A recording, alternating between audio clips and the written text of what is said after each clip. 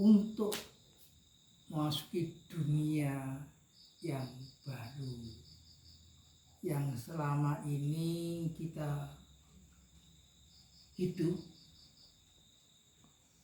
itu seperti memfungsikan fungsi-fungsi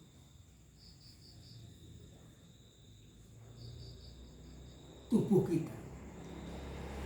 Tubuh ini adalah kendaraan yang paling sempurna untuk bisa mengekspresikan semua aktivitas kehidupan ini. Nah, berzikir ini ternyata tubuh kita ini yang mempunyai fungsi banyak. Seperti yang bisa kita rasakan ketika kita berdiam berzikir. Pikiran kita berjalan sendiri. Angan-angan kita melayang kemana-mana.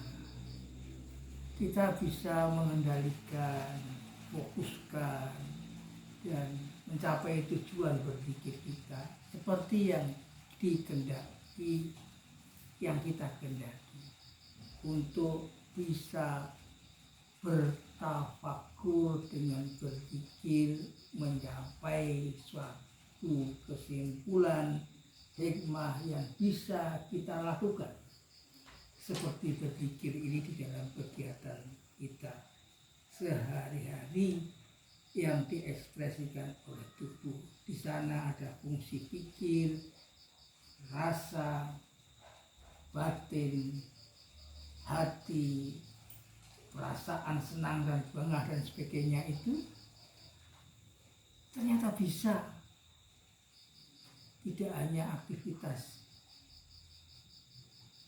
tubuh kita yang mengerjakan, tapi semuanya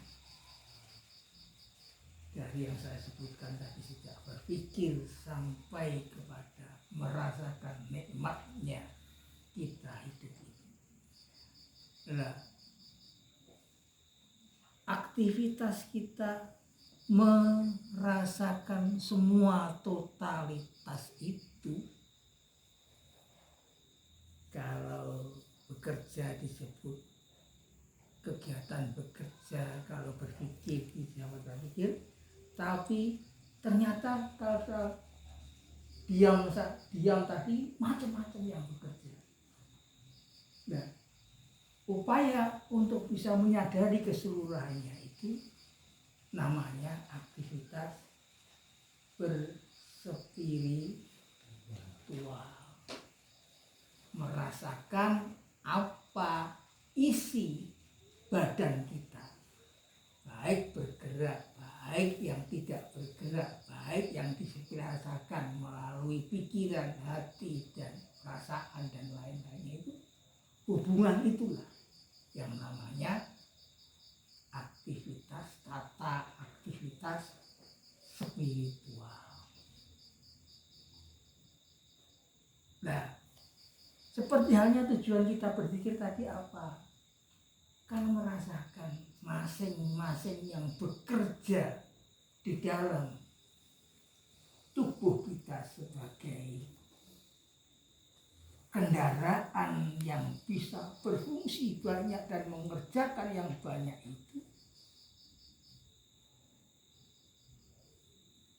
itulah aktivitas spiritual yang ke dalam, ke batinan. Yang keluar adalah aktivitas jasmani. Nah, hubungan antara jasmani dan rohani itulah yang inti dari aktivitas spiritual yang modern. Tata hubungan itu menimbulkan sistem cara berspiritual kita.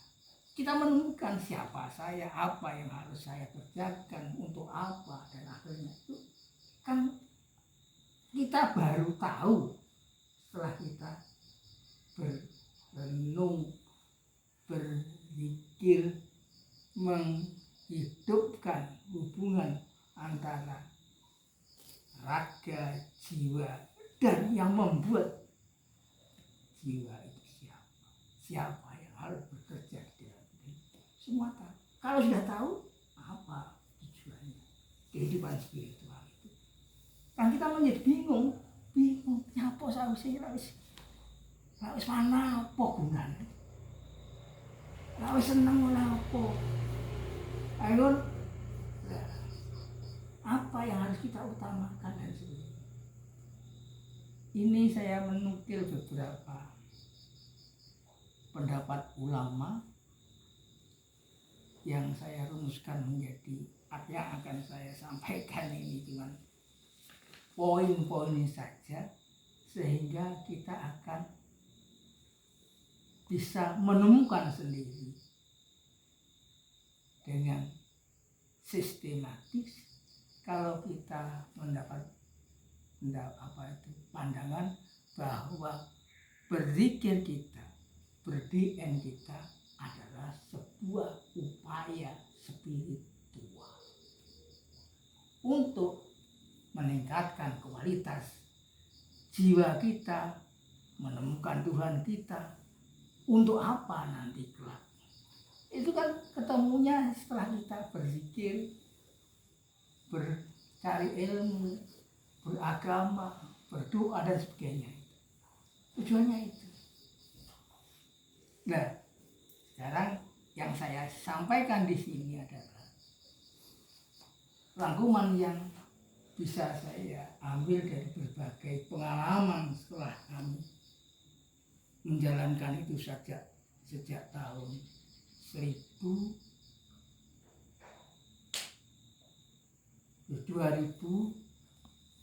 16, 17 sampai sekarang ikut Pak Pur ini. Nah, jalan itu perjalanan itulah perjalanan disebut juga perjalanan spiritual saya. Kalau kita sepakat bahwa yang merasakan itu adalah kedalaman kita itu adalah aktivitas memahami kespiritualan kita, kebatinan kita. Kalau kita sepakat tadi bahwa hubungan antara semua fungsi-fungsi dalaman kita adalah berspiritual. Maka kalau kita tahu tujuannya yang begitu itu, apa yang bisa kita perkokoh atau yang menjadikan wong Jawa ngakani tindih. Ojo malah bingung, ojo malah kalap, ojo malah salah langkah. Ini saya mengutip Pak Simo, Pak Suromo itu guru saya, guru besar saya di IAIN Jogja kemarin. Inilah mengajar filsafat. Orang yang akan sudah tertarik bidang ini, siapkanlah dirinya 6 bekal untuk perjalanan. Jangan hanya syukur ngikuti. Itu akan dapat sendiri, tapi bekal apa yang harus kita punyai? Apakah tidak dengan tidak belum punya bekal itu akan berakibat apa? Biasanya akan guncang dan bingung. Kok enggak teko. Aku kok ngene piye kok ora apa. Makanya guru saya Pak Simo itu guru filsafat di Fakultas Dakwah IAIN Jogja. Saya dulu belajar di IAIN Jogja. Dalam bukunya Kebatinan itu bekal untuk meniti dunia spiritual itu beliau, kalau sudah Anda bingung, sudah mengerjakan itu kok apa ya tak boleh apa ya kan bingung banget orang ndang oleh karena yang bergaya ini sesuk lah baca bayaran kan tapi ini kok ndang teko ya ya aja dipelajari, aja gurunya, maka guru itu lebih penting lagi untuk bisa menuntun kita sudah sampai mana yang harus kita lakukan langkah-langkahnya. Ya, beliau menentukan ada 6 langkah berspiritual ini. Kalau panjenengan sudah gilik, aku tak melu jamaah lagi, berarti kita harus berhasil. Berhasilnya bagaimana? Oh ya panggah gak wodo, makanya panggah gak wodo. Maka bekal seorang salib, keteguhan hati seorang salib untuk bisa selesai mendapatkan hasil aktivitas sinkronisasi spiritualnya bertumpu pada 6 butir ini. Kalau wong Jawa ngarani tindih, Pak. Wong ngarani enek dikon kurang mandi, aku kurang tindih ngono ya. Iya, Pak. Ada tindihnya apa itu? Ini Mbak No, apa yang dikatakan Pak Henry benar. Tindihnya yang kuat, berkesungguhan, ojo ming kalau sudah niat. Lek longgar, lek budal, lek gak. Itu membuat kita jenuh dan gampang putus asa. Makanya bekal pertama adalah kebersungguhan. Jadi kalau sudah iya, ya kudu cepet-cepet lagi cancut tali won.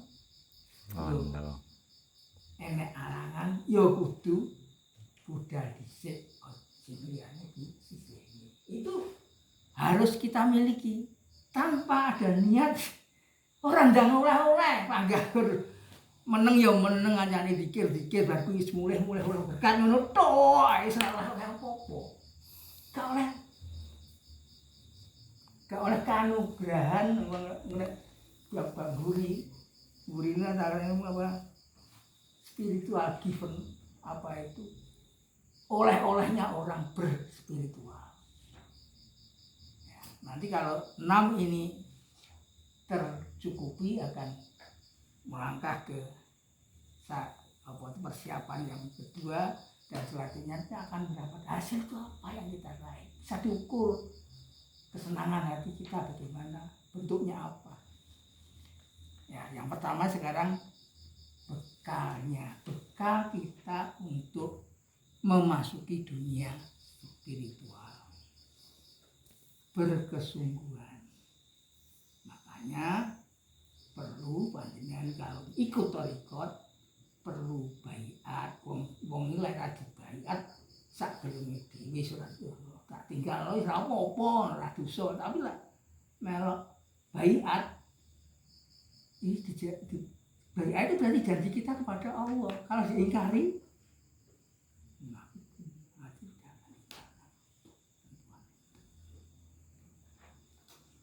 kalau sudah mendapat niat tenanan, istilah gembleng tindihnya wis oleh tandih saji, oleh bisa kebersungguhan. Enek acara apa ditinggali dhisik, iki diutamake, kudu ngono. Iki prasyarat namanya. Nomor 2 beliau mengatakan ketercerahan. Kalau bahaya panjenengan sudah berniat betul melaksanakan sesuai petunjuk doktrin-doktrin yang telah ditunjukkan, makanya perlu di sini guru, panjenengan akan mendapatkan percikan hidayah. Ada perubahan di dalam diri kita. Ada rasa kangen, ada rasa plong, ada rasa itu pasti. Kalau belum bisa itu berarti ambiar kan. Nah, yaitu ketercerahan. Allah janji walladzina jahadu fina lanahdiyannahum subulana. Kalau orang itu sudah bersungguh-sungguh Allah akan membukakan pintu hidayahnya untuk sampai padaku. Itu janji Allah dalam Al-Quran. Kalau belum, ya panggah ambiar mawon. Ora iso kristal. Makanya wong Jawa ngarani tindih. Ora ada. Ya panggah ambiar, lek sambiar gak iso anu. Kalau sungguh-sungguh akan mendapatkan meskipun secerca katanya Pak apa tadi sensasi ya sensasi itu jaga pengalaman yang mencerahkan. Kalau tidak apa-apa ya itu petunjuk Allah, tidak ada apa-apanya, sudah terserahkan sendiri. Allah berjanji tadi dalam ayat Al-Quran, saya lupa tempatnya, walladzina jahadu fina, siapa yang bersungguh-sungguh di dalam mencari saya, fina, di jalan saya, lanah dian lahum, benar-benar akan saya beri petunjuk kepadanya apa yang dikehendaki. Itu janji Allah.